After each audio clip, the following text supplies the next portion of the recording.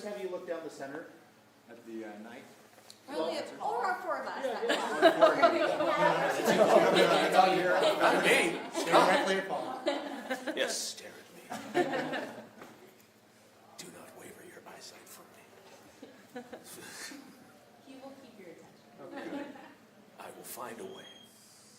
All right, I think everybody's about ready, right?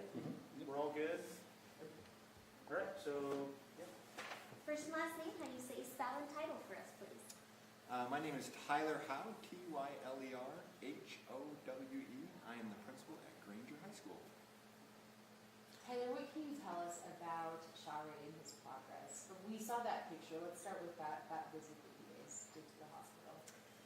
So the timing is extra delicate because we've been off from school for 2 weeks. And yesterday was the first day Monday was the first day we had teachers back, but the students were back until Tuesday. And of course, this was the top topic for every teacher of how is Sha progressing. And we got the green light to get to take as many as we could with us to the hospital and get to see him. So he got to see a lot of his teachers that, are near and dear to him, and he's very near and dear to them. And we got to have a very, very sweet moment at the end of this Christmas break of getting to see how much he's progressed. He's laughing. He's asking lots of great questions about how school's going, what his plans are for the future, and just getting to hear the voices of his teachers, I think, meant a lot to him. What was the highlight of that visit for you, being there and seeing Sha? His smile. The highlight for me was his smile. When at the beginning, of course, it's a little awkward as we've got so many people in the room and teachers are going around saying who's there so that he knows who's there. His eyesight's not working right now. For him to get to know which teachers are there and hear their voices meant a lot to him. But he's an 18-year-old with a great sense of humor, and there are multiple times where he joked and bantered with us and just lit up, and his smile meant the world to all of us. Considering how bad he was, how bad of shape he was he surprised that he's able to recover this quickly, or were you surprised that he was able to recover as strongly as he has? I had my first chance to get to go visit Sha the week of the incident, and I was very pleasantly surprised. Based on the reports I had heard, I was so enthused to get to go in, and at the time he was sleeping, it was late in the evening, but to hear him breathing so well and to look so good was uplifting for me, finishing up that last week before Christmas break and going into the holidays.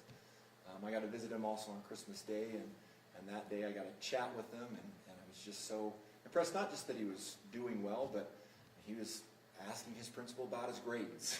I said, dude, don't worry about your grades right now.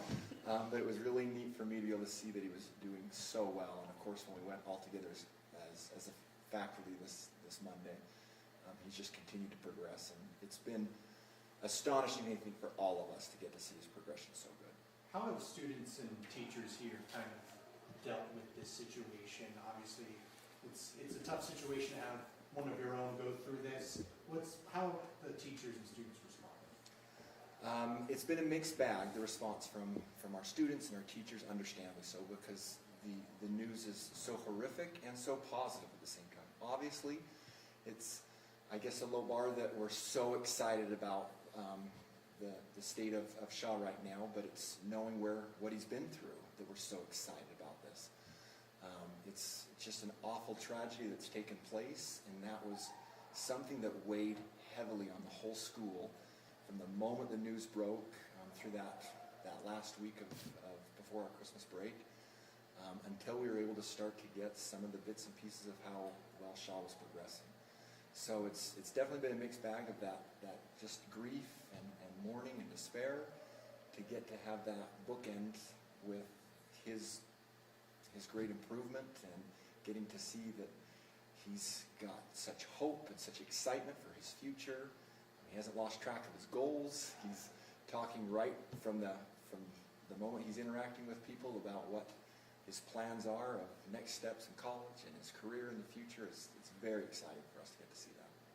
What is the school prepared to do to basically take care of him now? Because the family that he was living with is no longer with us.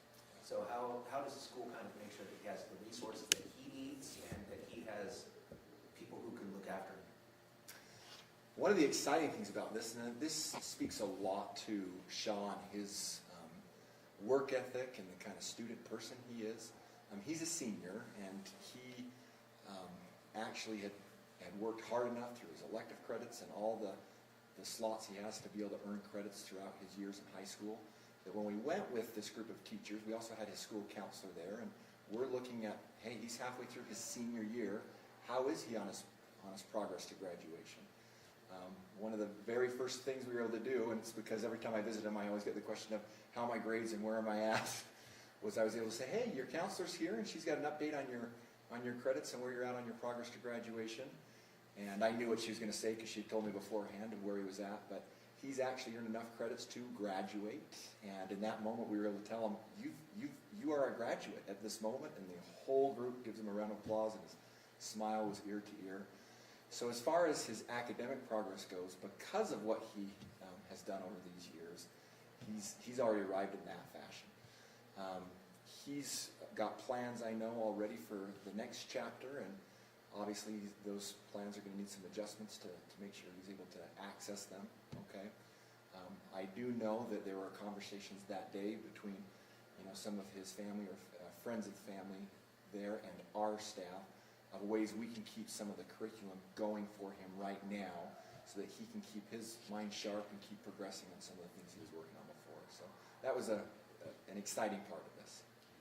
I don't want to be the Debbie Downer here, but we all know that when teens graduate from high school, that transition can be hard. Yeah. And I know that he's optimistic right now, but he has lost his entire family. I mean, is that really what you're saying? Is he's going to graduate and he's done? He's not going to come back to Granger? And then I guess it's a two-part question. Mental health services, like what kind of support are you ready to give him for when that time does come? Family support is very strong. There's extended family that's been present with him, and it's been inspiring to me to get to watch as I've gone on my visits that he's got quite a group rooting for him every single time. There's a great home for him to be able to be released from the hospital to go to, and there's going to be some great support there.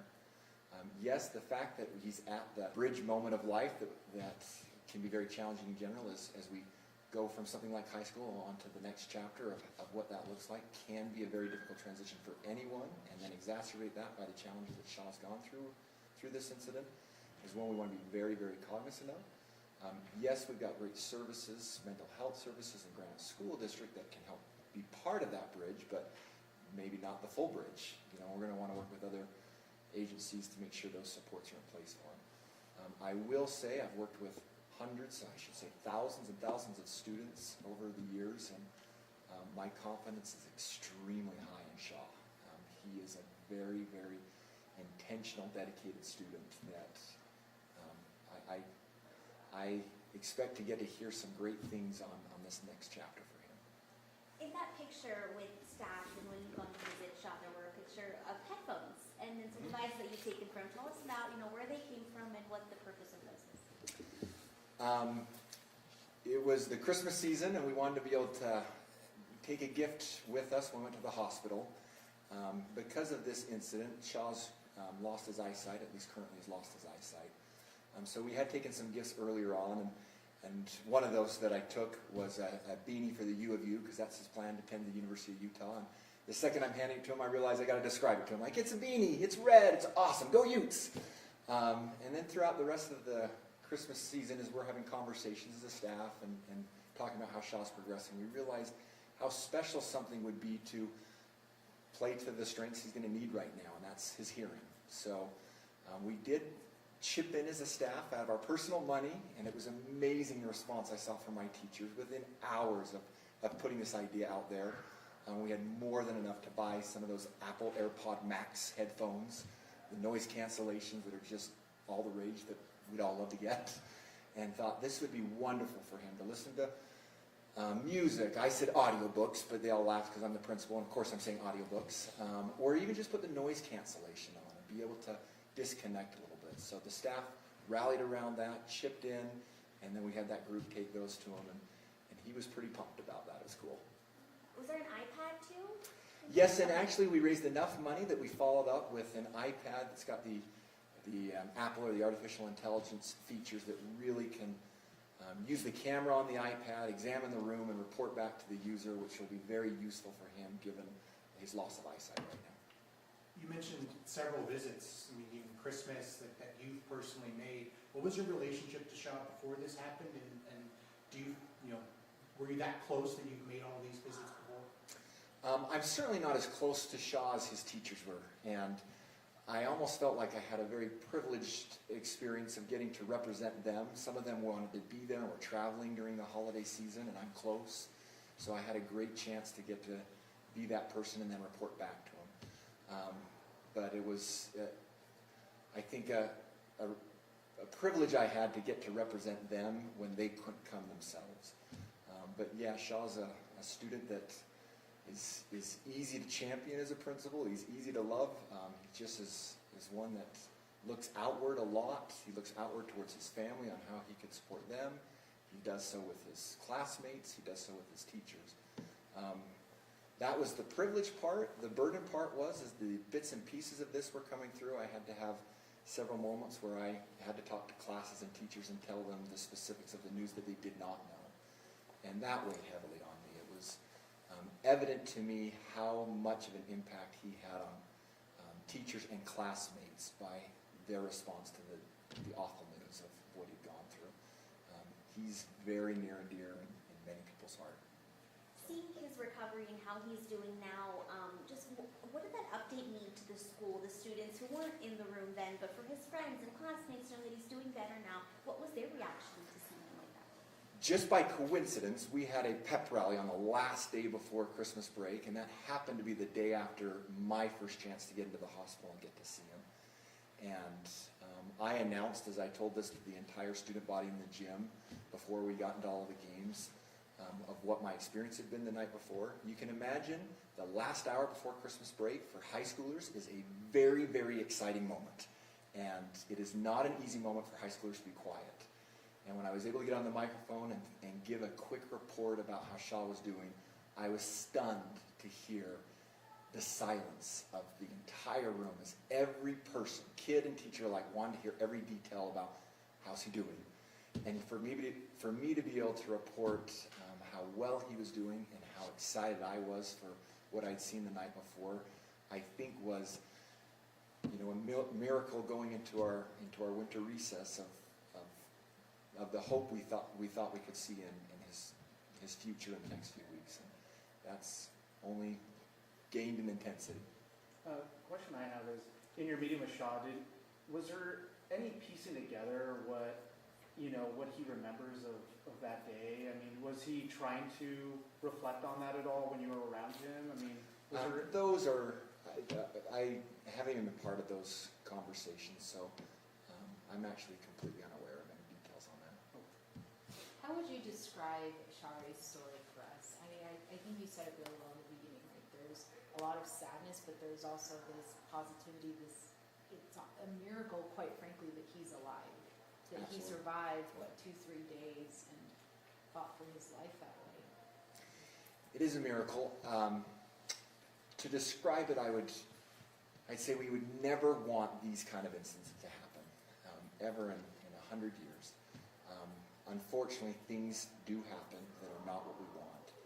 And I think we learn a lot about ourselves as individuals. We learn a lot about ourselves as a society on how we respond to it.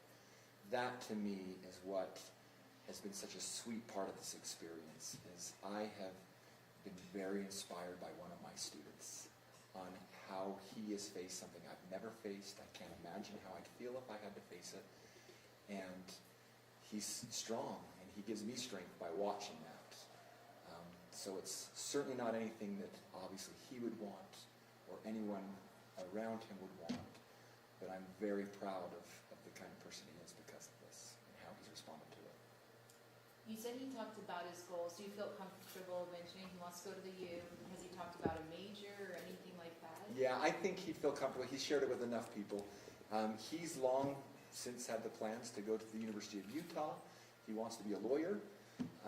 My son graduated from high school last year and just started at U, so it was fun for me to get to take that son with me on Christmas Day and invite him to get to be there and share some things about the U. But it's exciting that he's a driven person and he's got ideas of where he wants to go. So just to make sure I understood correctly, so he won't be coming back to Granger, he doesn't need to finish the school year anymore? He won't be coming back to Granger High School because he's completed the requirements for his own graduation. We are still working with him and the family to have some remote materials provided for him, especially because some of the classes that he was planning to finish up, he would like to keep progressing and working on those things. But we're just thrilled right now that because of the work he put in, he's already where a lot of our seniors want to be by May, and he's already to that stage right now, which says a lot about him. Will he be walking in May, you think? But that will be for him to decide. Everyone feel good? Anything? Oh, that's exciting, guys. Thanks. Thank you so much. You betcha. Thanks for doing it.